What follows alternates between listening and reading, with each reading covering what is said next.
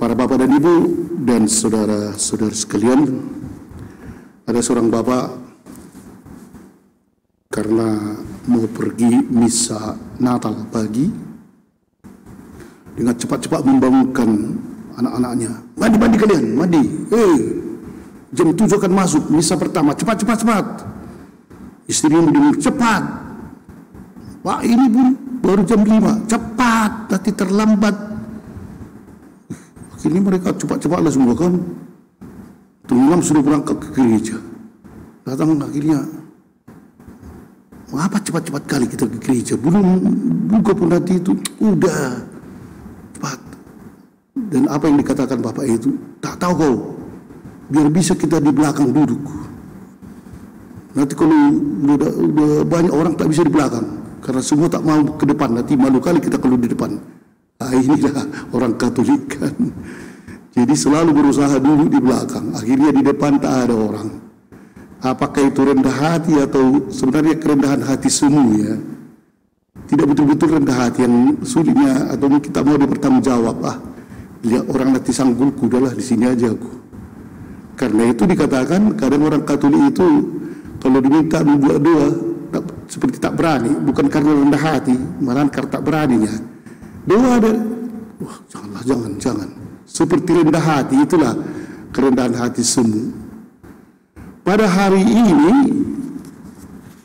Yesus melihat, mungkin bukan hanya orang Farisi yang melihat orang-orang ya masuk ke rumah, dalam arti ini ke pesta perkawinan. Memang rupanya pada zaman itu juga zaman sekarang bisa itu ya, orang berusaha agar duduk di depan. Apa sebenarnya ya? Kenapa harus duduk di depan? Tapi memang terhormat itu merupakan sesuatu ambisi manusia. Mau dihormati, mau dianggap hormat atau lebih tinggi daripada yang lain, ini satu keinginan yang terpendam di tengah-tengah manusia. Sulit untuk menemui orang yang betul-betul rendah hati. Ya. Rendah hati. Sebenarnya yang diinginkan oleh Yesus yaitu jangan pernah mempunyai ambisi atau keinginan untuk dipuji, untuk dihormati. Inilah satu yang dikatakan kesombongan. Bukan karena dia tinggi ya. Orang yang rendah pun, yang tidak ada apa-apanya, ada keinginannya supaya dipuji. Wah.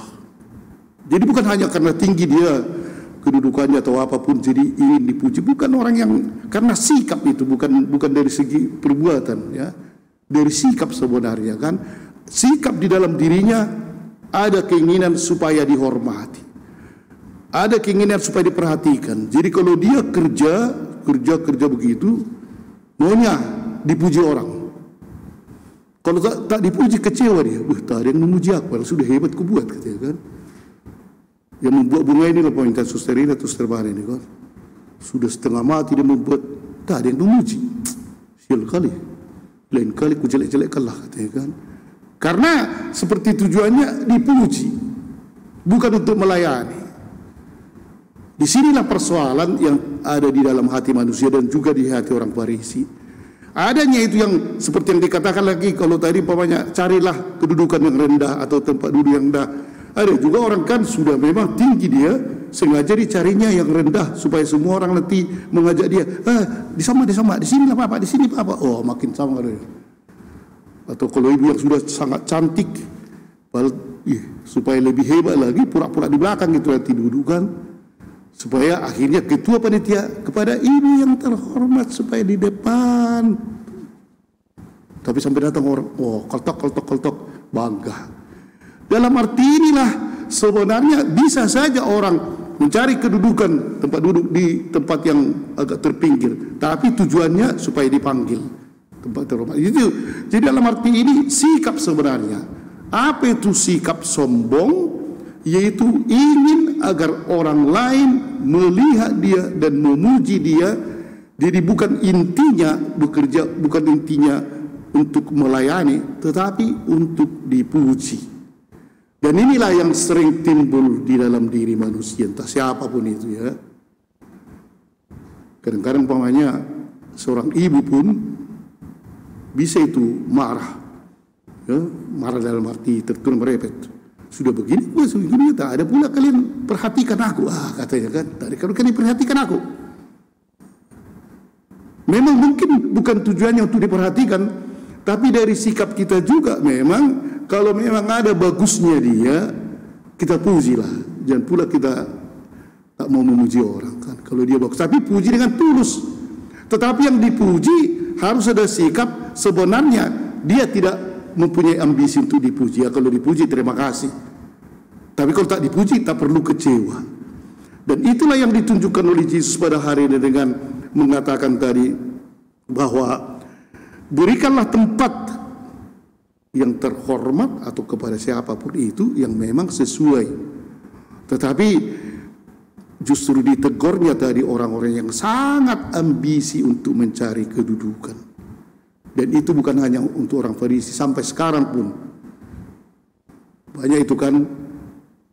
Siapa bendahara di gereja ini tapi tak pernah bekerja. Siapa ketua panitia? Tak pernah bekerja. Siapa? Hanya kalau tak dibuat namanya dia marah. Tapi apa yang dia buat tak ada sebenarnya kan. Banyak seperti itu. Dan pada hari inilah kita bongkarlah hati kita. Mari kita ketika apapun ditugaskan kepada kita, yang kecil atau yang besar, selalu sikap kita, memang aku ini adalah pelayan. Dan bukan berambisi untuk dipuji, tapi untuk memuliakan Allah. Amin.